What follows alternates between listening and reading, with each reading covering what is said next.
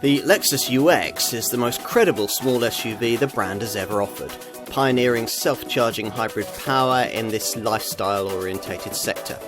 The establishment needs to take notice. Sooner or later, every buyer in this segment is going to have to switch to a power plant that is in some way electrified. So if you're going to take the plunge now, Lexus reasons, why not do it with a brand that has over 2 decades of experience with that technology?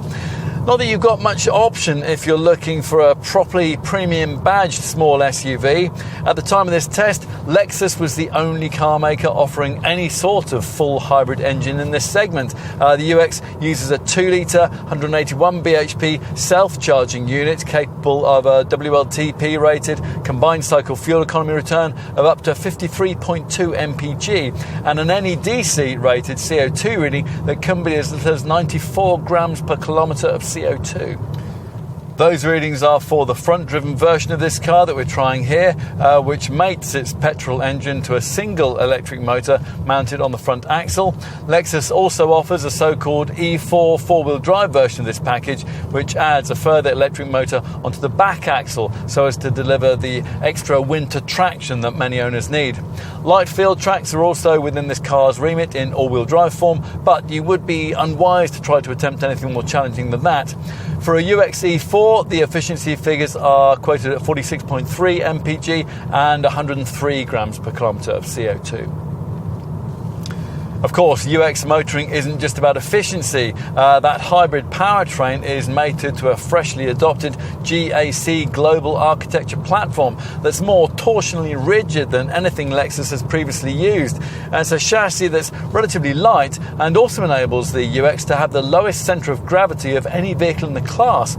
As a result, it handles a touch more sharply than you might expect, and it's aided by an active cornering assist torque vectoring system which maximises traction through the bends. The car's petrol-electric technology means it offers a lot less pulling power than a direct diesel engine rival would, so you'll have to adjust to a slightly different style of driving. But what about the issue that previously affected Lexus hybrid models? The slight disconnect between the engine and its incorporated eCVT belt-driven automatic transmission. That used to mean throttle stabs delivered a flare of revs but not much appreciable forward motion. Well, you still get that with the UX, but not quite to the same extent. And the issues that remain are compensated for by quite exemplary refinement, particularly in town travel, where very often the engine hardly ever cuts in at all. Going back to a diesel rival after living with one of these would be something of a culture shock. And after trying a UX, there is just a chance you may not want to. Lexus design has always been angular and different, and the UX does indeed offer a distinctive take on what a small premium SUV should look like. As with all the company's modern models, this spindle grille is central to the styling theme. Its mesh in this case is made up of individual elements that seem to gradually change in shape as they radiate out from that central Lexus emblem.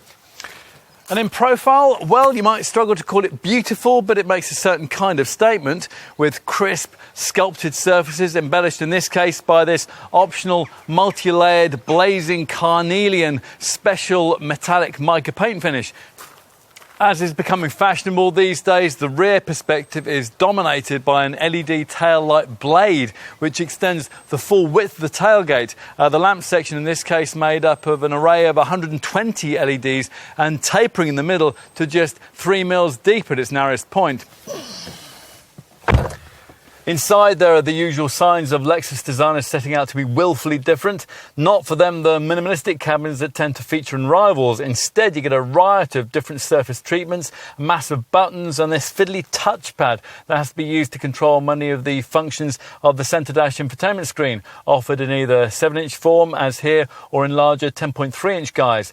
There are some classy trimming touches, and the instrumentation you view through the satisfyingly grippy 3-spoke wheel is a real cabin talking point. It's based on the layout used by the brand's old LFA supercar, with colours and graphics that change according to the driving mode you select. Press this steering wheel button here, and on an S Sport model, the central dial slides neatly to the right to reveal an informational panel. It's lovely. Okay, time to take a seat in the rear. To To be fair, unless you're particularly infirm, getting in and out isn't too difficult because Lexus has optimised the hip point and the shape of the seat cushion. Plus, once you are in, although the gently swept up window line might for some combine with rear privacy glass to deliver a slight spirit of claustrophobia, the low set positioning of the bench helps a little to compensate for the lack of ceiling height. Finally, let's take a look in the boot, space within which is always a worry with any hybrid model. As is the case here, you have to hump your luggage over quite a high loading lip to reach this cargo area. And once you have, you won't be able to get much of it in. There's 320 litres of capacity here. When the rear bench does flatten, 1,231 litres of capacity is freed up, which isn't enormous, but which will probably be sufficient for the needs of most likely owners. You might wonder whether the market really needs another posh little SUV like this, but we'd contend that this segment wasn't really complete until Lexus properly entered it. True to form, the Japanese brand's the only one of the established players in this class to offer the option of hybrid power, and that in itself will be enough to garner this UX significant interest from a market where plenty of buyers want an alternative to diesel. That said, a UX is certainly not inexpensive and it can't quite offer the handling drive dynamics of its key premium rivals. Plus, it's smaller in the back and in the boot too. But for many likely buyers, those things won't matter very much. They'll appreciate this car's position as the cleanest contender in the class, and also the fact that it's one of the most economic contenders you could choose in this segment. What we think that they'll like most, though, is the way that it's interesting, unusual, and luxuriously sensible, as Lexus models tend to be.